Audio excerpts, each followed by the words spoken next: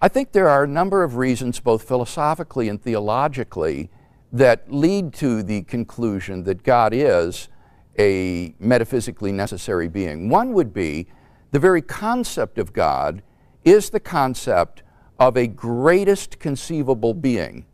If there was anything that was greater than God, then that would be God. So by the very concept of God, God is the greatest conceivable being. Now, a greatest conceivable being would be a being which exists necessarily, not one which exists contingently.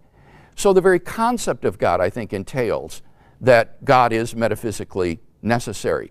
In addition to that, several of the arguments for God's existence issue in the existence of such a metaphysically necessary being. For example, the argument from contingency says that anything that exists has an explanation of its existence.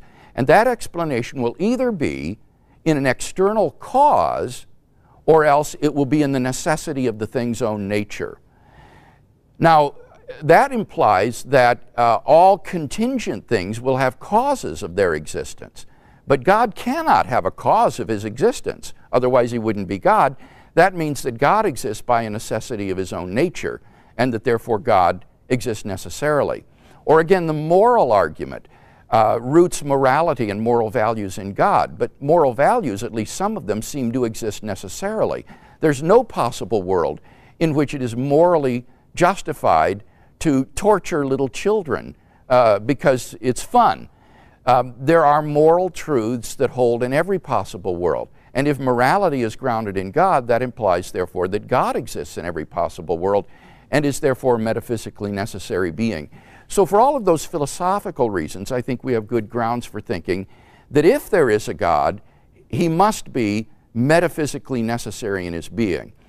Theologically speaking, I think this only makes good sense. God is a being which is worthy of worship, a most perfect being.